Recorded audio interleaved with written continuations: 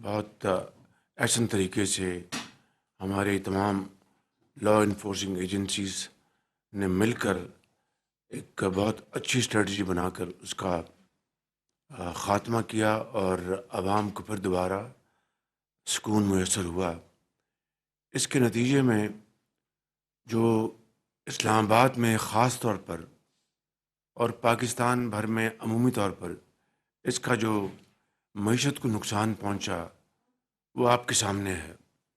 یہاں پر کئی دن سے کاروبار نہ ہونے کے برابر تھا، دکانیں بند تھیں، ٹریڈرز بیچارے وہ دہائیاں دے رہے تھے، جن کی فیکٹریاں تھیں وہ بیچارے بےحد پریشان تھے، اور جو دہاڑی دار مزدور تھے ان بیچاروں کا یعنی ان کے لیے ایک وقت کی روٹی پوری کرنی محال ہو چکی تھی۔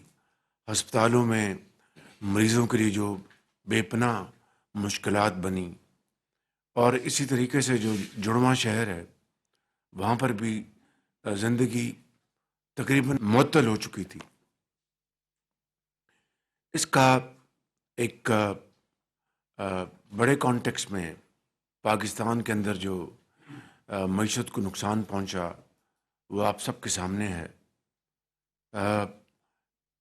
ایک ہی میں آپ کو اگر انڈیکیٹر بتاؤں کہ ہمارا جو اسٹاک ایکسچینج ہے وہ آج سے چند دن پہلے 99,000 سے اوپر چلا گیا تھا، تقریباً 99,300 پوائنٹس پہ یہ تاریخی ایک اس کا ایک مقام تھا۔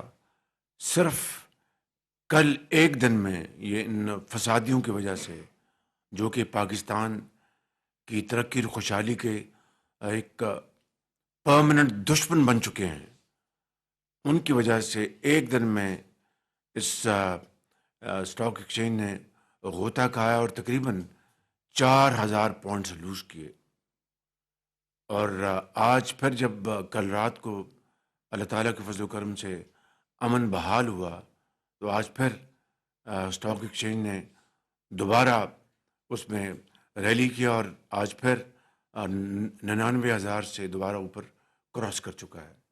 تو یہ وہ سینٹیمنٹ ہے ایک پرندے کی طرح، اگر پرندے کو اگر ذرا سا شور سنائی دے گا وہ اڑان بھرے گا اور دور چلا جائے گا اور واپس پھر کبھی نہیں آئے گا۔ اسی طریقے سے اسی مانند ہماری جو دنیا بھر میں یہ ایک مسلمہ اصول ہے کہ انویسٹمنٹ وہاں جاتی ہے جہاں امن سکون ہو اور جہاں ان کو منافع کمانے کے بہت اچھے مواقع میسر ہوں۔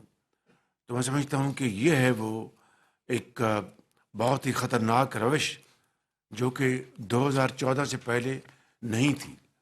2014 سے پہلے اسلام آباد پر چڑھائی کا کوئی تصور بھی نہیں کیا جا سکتا تھا۔ ہوتے تھے پروٹیسٹ پرامن، شہروں میں ہوتے تھے، اپنے احتجاج لوگ کرتے تھے، ان کا حق حاصل ہے، آئین اور قانون ان کو حق دیتا ہے کہ وہ اپنے پرامن طور پر اپنے جو مطالبات ہیں ان کے لیے وہ پیسفل پروٹیسٹ لانچ کریں، مارچ کریں، وہاں کے کمشنر سے اجازت لیں اور پھر اس روٹ پر وہ جا کر پرامن احتجاج کر کے اس کو ختم کر دیں۔ 2014 پہلا وہ بدقسمت سال ہے جب یہ ایک انتہائی خطرناک روش کی بنیاد ڈالی گئی، اور آپ کو اس کا اچھی طرح علم ہے کہ پریزیڈنٹ شی جن پنگ پاکستان تشریف لا رہے تھے ستمبر 2014 میں، مگر یہاں پر جو 126 دن فسادیوں نے جو فساد اور یہاں پر جو تباہی کی اور جس طرح کی غلیظ گفتگو کی اور جس طرح یہاں پر گندگی اور غلاظت کے ڈھیر جمع کیے، وہ آج بھی ہمارے ذہنوں میں تلخ یادیں آج بھی یاد ہیں، اس کی محفوظ ہیں۔ اور اس کے نتیجے میں پریزیڈنٹ شی جن پنگ کا جو دورہ تھا وہ ملتوی ہو گیا۔ 7 ماہ بعد دوبارہ وہ اپریل 2015 میں تشریف لائے۔ میں تفصیل میں نہیں جاتا، ابھی ایس سی او کی میٹنگ ہوئی، شنگھائی کانفرنس کی، یہاں پر اسلام آباد میں، پھر ان فسادیوں نے دوبارہ فساد مچانے کا پورا پروگرام رچایا یہاں پر، اور یہاں تک کہ بعض ہمارے مہمان، بڑے دوست آ، ممالک کے مہمان، وہ تشویش کی وہاں پر لہر دوڑی کہ ہم پاکستان کا دورہ کریں نہ کریں، اور پھر اس حوالے سے جو اس کی سیکیورٹی کے حوالے سے جو چیلنجز تھے اس کو ہم نے میٹ کیا الحمدللہ، ایک اجتماعی بصیرت اور ایک اجتماعی پلاننگ کے ساتھ۔ بالآخر آخری 48 گھنٹوں میں فیصلہ ہوا کہ پاکستان کی فوج مکمل طور پر اب یہ سیکیورٹی کی ذمہ داری سنبھالے گی، لہٰذا انہوں نے سیکیورٹی کا ذمہ اٹھایا۔ آپ دیکھتے ہیں کہ سعودی ڈیلیگیشن آتے ہیں، اس وقت کس طریقے سے ادھم مچایا جاتا ہے، ترغیب کاری کی جاتی ہے، مسکرینٹس اور سیپریٹریز یہاں پر آتے ہیں، اور ان میں بے شمار ایسے ہیں جو پاکستانی نہیں ہیں، اسلحہ لے کے آتے ہیں، اور پھر یہاں پر بے گناہ شہریوں کو تنگ کرتے ہیں، زخمی کرتے ہیں، شہید کرتے ہیں۔ ابھی جو پیچھے جو واقعہ ہوا اس وقت ایک اسلام آباد پولیس کا ایک سپاہی، اس کو شہید کر دیا گیا، بے شمار زخمی ہوئے۔ میں سمجھتا ہوں کہ کوئی محب وطن تو کیا، ایک عام انسان بھی یہ سوچ نہیں سکتا کہ جس ملک میں رہ کر، جس ملک نے اس کو عزت دی، روزگار دیا، تعلیم دی، مواقع دیے ترقی کرنے کے، وہ اسی ملک کا دشمن ہو جائے، اور دشمنوں سے بھی آگے بڑھ کے وہ پاکستان کی مخالفت کرے، اور دشمنی کی اس حد تک چلا جائے کہ ملک خدا نخواستہ برباد ہو جائے، کوئی پرواہ نہیں۔ اس خطرناک روش نے، میں سمجھتا ہوں کہ آج ہم سب کو اس بات پر سوچنے پر مجبور کر دیا ہے کہ ہمیں اب باہمی مشاورت اور صلاح مشورے سے ایسے ہمیں سخت فیصلے کرنے پڑیں گے، یا ہمیں پاکستان کی معیشت کو بچانا ہے، ترقی سے ہمکنار کرانا ہے، پاکستان کو خوشحال کرنا ہے، یا پھر یہ آئے روز دھرنے ہم ان کا سامنا کریں، تمام وسائل، تمام اپنی جو انرجی جو ہے وہ اس میں جھونکیں اور پاکستان کی معیشت کا کباڑہ ہونے دیں۔ یہ ہمارے پاس دو راستے ہیں، ہمیں فیصلہ کرنا ہے کہ ہم نے کس راستے کو، کس آپشن کو اپنانا ہے۔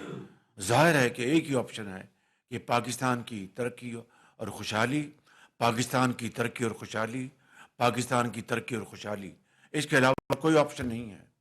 لہٰذا بطور وزیر اعظم پاکستان، بطور اس کابینہ کے آنریبل ممبرس، بطور ایک پارلیمنٹ، بطور مقننہ، بطور ایگزیکٹو، ہمیں اور انسٹیٹیوشنز، ہمیں مل کر یہ فیصلہ کرنا ہے کہ ہمیں آج کے بعد ان فسادیوں کو، پاکستان کے دشمنوں کو اب مزید موقع ہمیں نہیں دینا چاہیے۔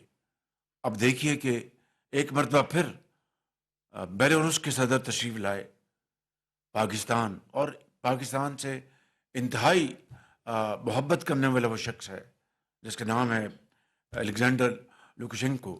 آج میں ان کو سی آف کر کے آیا ہوں، اور کل اسی کمرے میں ان کے ساتھ بڑی ایکسٹینسو ڈسکشن ہو رہی تھی، اور وہ خود آگے بڑھ کے کہہ رہے تھے کہ وزیر اعظم یہ ایم او یوز کو چھوڑیں، ایگریمنٹس کریں، اور اس کے اوپر ہم عملی جو اس کا جو خاکہ ہے اس کو تشکیل دیں، اور پھر اس کو عمل کریں۔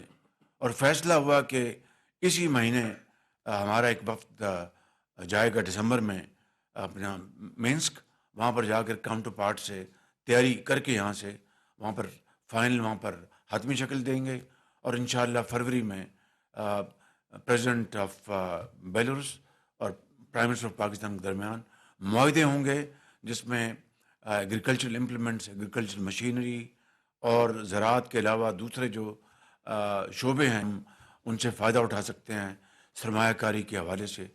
یہاں پر بیٹھ کے یہاں پر گفتگو ہو رہی تھی اور یہ فیصلے ہو رہے تھے، وہاں پر ایک جنگ کا ایک سما تھا، وہاں پر اپنا جو یہ فسادی ہیں اپنے ساتھ ہتھیار لے کے آئے تھے، بندوقیں لے کے آئے تھے، ہمارے رینجرز کے جوان وہ شہید ہوئے، پولیس کا جوان شہید ہوا، اور درجنوں ہمارے جو پولیس کے سپاہی ہیں وہ زخمی ہوئے۔ اب بتائیں کہ ہر روز اگر یہ یہاں پر ایک فساد کا ایک میدان لگے گا جنگ کا، تو یہ توانائیاں پھر آپ اپنی معاشی بحالی کے لیے خرچ کریں گے یا ان فسادیوں کو روکنے کے لیے کریں گے؟ تو آج ہمیں قوم کو فیصلہ کرنا ہے کہ ہم نے کس طرف جانا ہے اس قوم کو لے کر۔ 77 سال بعد اگر آج بھی ہم قرضوں میں جکڑے ہوئے ہیں، 77 سال بعد ہماری جو معیشت ہے ابھی بھی یعنی اب تو اللہ تعالیٰ کا شکر ہے، لاکھ لاکھ شکر ہے کہ آہستہ آہستہ وہ استحکام کی طرف جا رہی ہے، لیکن جو ہچکولے آئے دن جو اس ناؤ کو دیے جاتے ہیں، وہ اس کی کس کی ذمہ داری ہے؟ کوئی پوچھنے والا ہے؟ میں سمجھتا ہوں کہ اگر 9 مئی کے جو مجرم ہیں ان کو اگر عدالتیں کڑی سزائیں وقت پر دے دیتی تو آج ہمیں یہ دن نہ دیکھنا پڑتا، اور جو قانون کو ہاتھ میں لے کر جو قانون کی دھجیاں اڑائی گئیں ان کو قرار واقعی سزائیں ملتی تو آج ہمیں یہ دن نہ دیکھنے پڑتے۔ یہ ہیں وہ حالات، میں سمجھتا ہوں جس کا نہ صرف مجھے، آپ کو، پوری قوم کو آج اس کا نہ صرف سامنا ہے، ہمیں بہت ارک ریزی کے ساتھ اس کے اوپر سوچ بچار کر کے فیصلہ کرنا ہے کہ ہم نے آگے کس طرح بڑھنا ہے۔ میں دل کی اتھاہ گہرائیوں سے میں شکریہ ادا کرنا چاہتا ہوں اسلام آباد پولیس کا، رینجرز کا، پنجاب پولیس کا، سندھ کی پولیس کا، اور لا انفورسنگ ایجنسیز کا، جنہوں نے مل کر اس تازہ ترین حملے کو ان کو ڈیفیٹ کیا، شکست دی اور ان کو دھکیلا۔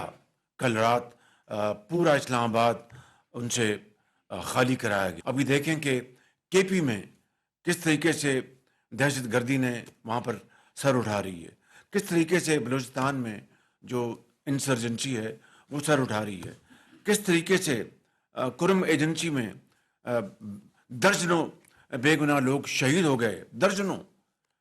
چاہیے تو یہ تھا کہ کے پی کی حکومت کو پورا اپنا فوکس، پوری توجہ وہاں پر پارا چنار میں، کرم میں لا اینڈ آرڈر کو ٹھیک کرنے کے لیے کرتے۔ انہوں نے نہ صرف ان کو اپنا زندگی کے اندھے تھپیڑوں کے حوالے کر دیا، خود بندوقیں لے کے اپنے سرکاری وسائل استعمال کرتے ہوئے اسلام آباد پر پوری طرح دوبارہ لشکر کشی کی۔ یہ پاکستان اس لیے قائد اعظم نے بنایا تھا، اس لیے لاکھوں لوگوں نے جانوں کے نذرانے پیش کیے تھے، تب جا کر پاکستان مارج وجود میں آیا ایک نعمت کے طور پر۔ اور آج اگر ہم اس کفران نعمت کریں تو میں سمجھتا ہوں کہ اس سے زیادہ ہم نہ اس قوم کے ساتھ زیادتی کر سکتے ہیں نہ اور ان روحوں کے ساتھ زیادتی کر رہے ہیں۔ ان کو تب سکون پہنچے گا جب صحیح معنوں میں یہ پاکستان حضرت قائد اعظم کا پاکستان بنے گا، اور قرآن کریم کے جو احکامات ہیں اس کے مطابق ہم زندگی بسر کریں۔ آج غریب آدمی کو پوچھیں، زندگی اس کے اوپر تنگ ہو چکی ہے، وہ نہ اپنے بچوں کو اسکول بھیج سکتا ہے، نہ ہسپتال جا سکتا ہے، نہ اپنے لیے وہ روٹی کما سکتا ہے کہ بچوں کو کما کر وہ روٹی، دال روٹی کھلائے۔ اور یہاں پر قطن کوئی پرواہ نہیں، اور دھاوا بول دیں، اور کس طریقے سے وہ غلیظ زبان استعمال کر رہے ہیں، دھمکیاں دے رہے ہیں۔ تو میں سمجھتا ہوں کہ یہ آج کی میٹنگ یہ انتہائی اہم ہے۔ میں نے صرف ایک 1 پوائنٹ ایجنڈا رکھا ہے تاکہ میں اپنی معروضات کے بعد میں آپ کو بھی پہلے پریزنٹیشن ہوگی، پھر میں آپ کو بھی موقع دوں گا۔ میں یہاں پر جس طرح میں نے یہاں پہ تمام اپنی سپاہ کا، اسلام آباد پولیس کا، رینجرز کا، ان کے ہیڈز کا، پنجاب پولیس کا، سندھ پولیس کا، ان کے وہاں کی حکومت کا اور ان کے سربراہوں کا میں شکریہ ادا کرنا چاہتا ہوں۔ وہیں پر میں انٹیریئر منسٹر کا شکریہ ادا کرنا چاہتا ہوں، ان کے انٹیریئر سیکرٹری کا، ان کی پوری ٹیم کا، جنہوں نے دن رات ایک کیا، اس کے لیے پوری محنت کی۔ اس طریقے سے ہمارے جو انفارمیشن منسٹر ہیں عطا تارڑ صاحب، انہوں نے بڑی اچھے طریقے سے جو یہ مناظر دکھائے تاکہ قوم کو حقائق کا پتہ چلے۔ مگر یہاں پر میں یہ بات مکمل نہیں ہوتی. جو ہماری انٹیلیجنس ایجنسیز ہیں ان کی ہمیں بھرپور معاونت رہی کہ جو ہمارے سپہ سالار ہیں انہوں نے اسلام آباد کے اوپر جو لشکر کشی تھی یہ بھی اور ماضی میں بھی اور اس بار خاص طور پر انہوں نے پورا تعاون کیا, پوری مدد کی. اور اللہ تعالیٰ کے فضل و کرم سے یہ جو سرکشی تھی, یہ چڑھائی تھی اپنے ہی دارالخلافہ کے خلاف, اس نے وہ دم توڑ گئی کل رات کو.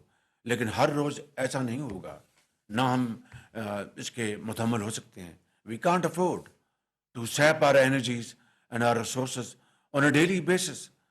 تو اس لیے میں سمجھتا ہوں اس کے لیے ہمیں بڑی سنجیدگی کے ساتھ اس کے اوپر ہمیں گفتگو کرنی چاہیے. ان کا مطالبہ وہ کیا کہتے ہیں, اصل میں ان کو تکلیف یہ ہے کہ پاکستان ڈیفالٹ جو ہونے جا رہا تھا پچھلے 16 مہینے کے دور میں, وہ ڈیفالٹ ہونے سے کیوں بچ گیا, کس طرح بچ گیا.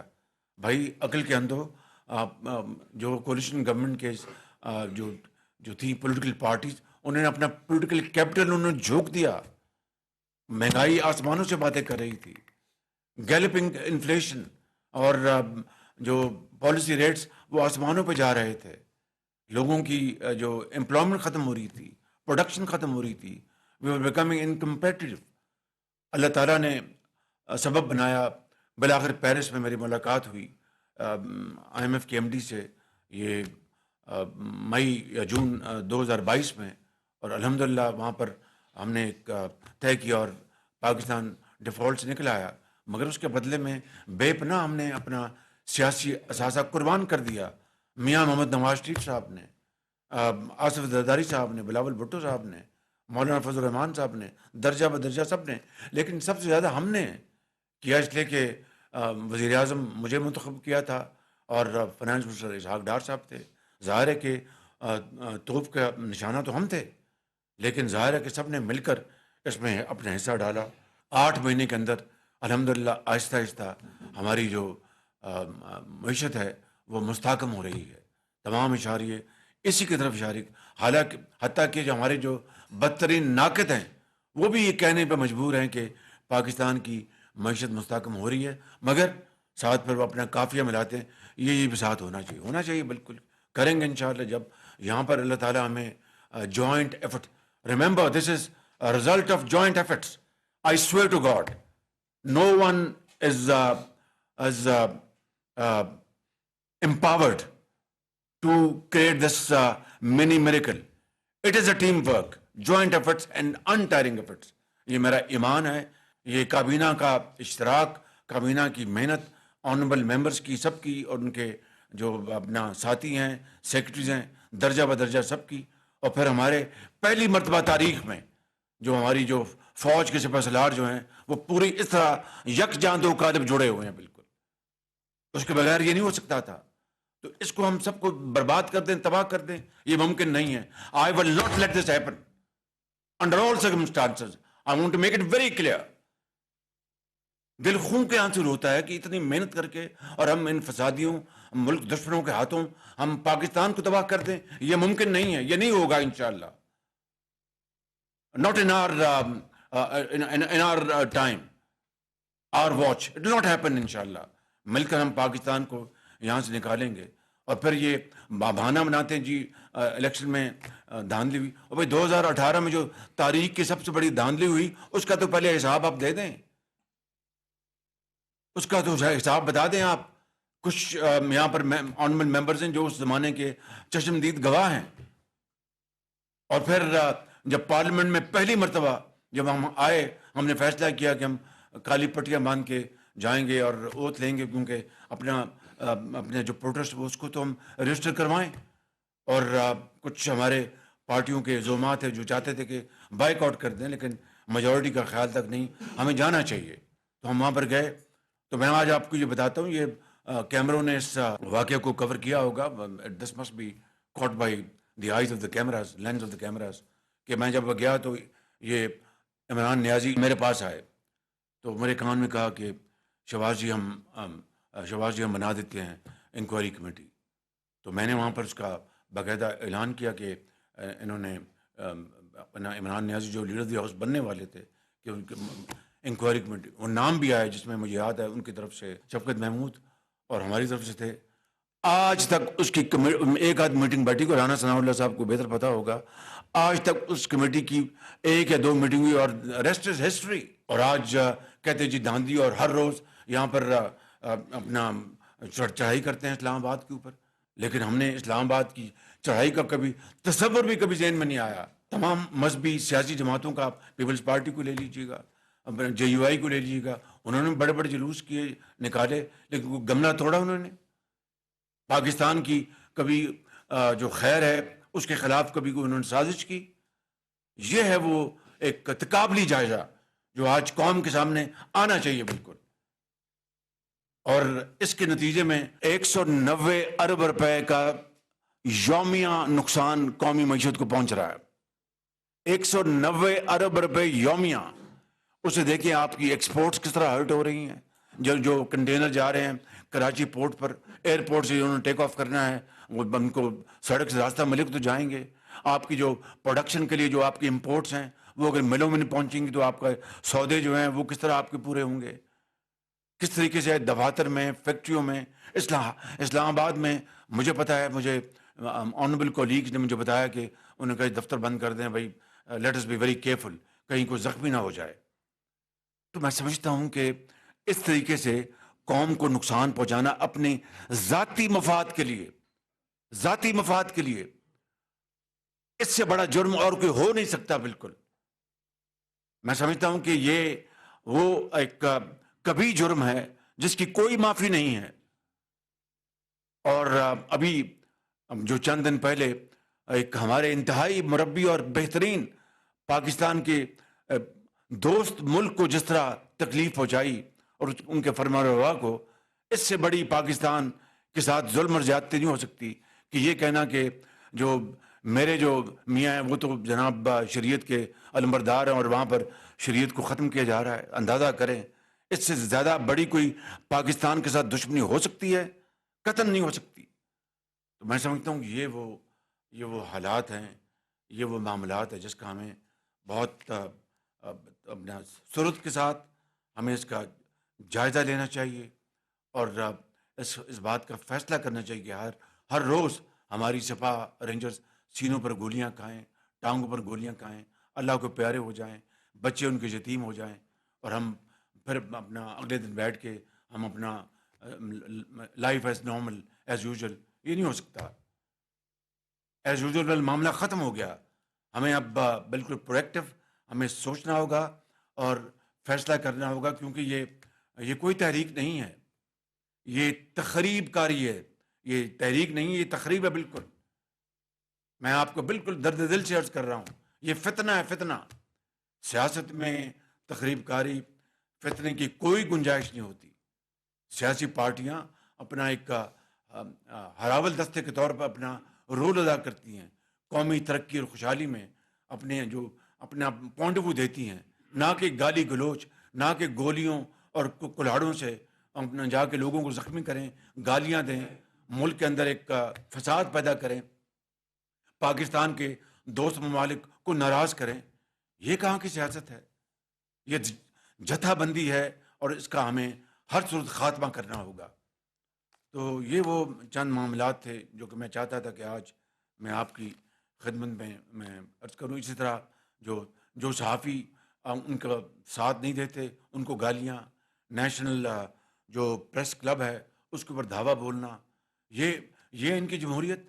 میں سمجھتا ہوں کہ یہ فسطائیت ہے، ورسٹ کائنڈ آف یہ ہے اپنا نظام جو کہ ایک زمانے میں اس کو ہٹلر کے نام سے موسوم تھا، اٹلی میں مسولینی کے نام سے موسوم تھا، یا مارشل جوزف اسٹالن تھا. یہ اس سے بڑھ کر کوئی یہاں پر پیدا ہو گئے ہیں. تو یہ ملک اس طرح نہیں چل سکتا. لہٰذا میں سمجھتا ہوں کہ ہمیں اس کے اوپر آج بیٹھ کر پوری طرح اس کے اوپر ہمیں عرق ریزی کرنی چاہیے. اسلام آباد ہائی کورٹ آرڈر دیتی ہے کہ جناب ان کو یہ نہ آنے دیا جائے. باقاعدہ ایک پالیسی رولز ایشو ہو چکے ہیں کہ آپ اجازت لیں گے. بغیر اجازت کے اسلام آباد ہائی کورٹ کی دھجیاں اڑائی گئیں، دھجیاں. اور یہاں پر ان کو کہا گیا کہ زنجانی میں انہوں نے کہا انٹیریئر منسٹر کہ آپ بیٹھ جائیں اور وہاں پر جلسہ کر لیں. ہاں کر کے پھر انہوں نے اس کو ویٹ کیا. تو کہنے کا مقصد یہ ہے کہ ایک شخص تلا ہوا ہے اپنی ذات کو پاکستان سے اوپر لے جانے کے لیے، پاکستان کو قربان کرنے کے لیے. تو پاکستان کو کسی صورت بھی قربان انشاءاللہ نہیں ہونے دیں گے.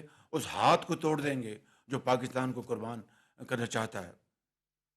تو میں ان الفاظ کے ساتھ میں اپنی بات کو آ، ختم کرنا چاہتا ہوں. آ، اس جو سب سے جو تازہ واقعہ جو ہوا ہے وہ دل خون کے آنسو ہوتا ہے کہ یہاں پر بیٹھے تھے ہم کل اور گفتگو کر رہے تھے کس طرح ہم نے پاکستان میں سرمایہ کاری آنی ہے، ٹریکٹرز بنانے ہیں، کسانوں کو ٹریکٹرز دینے ہیں، اور مشینری ایگریکلچرل امپلیمنٹس بنانی ہے. اور دوسرے جو میدان ہیں بیلاروس کے ساتھ، باہر وہاں پر اپنا شیلنگ ہو رہی تھی، وہاں پر گولیاں چل رہی تھیں، بے گناہ لوگوں کو زخمی کیا جا رہا تھا. یہ معاملہ کس طرح چلے گا؟ لہٰذا میں آ، اس بات پر اپنی بات ختم کرتا ہوں.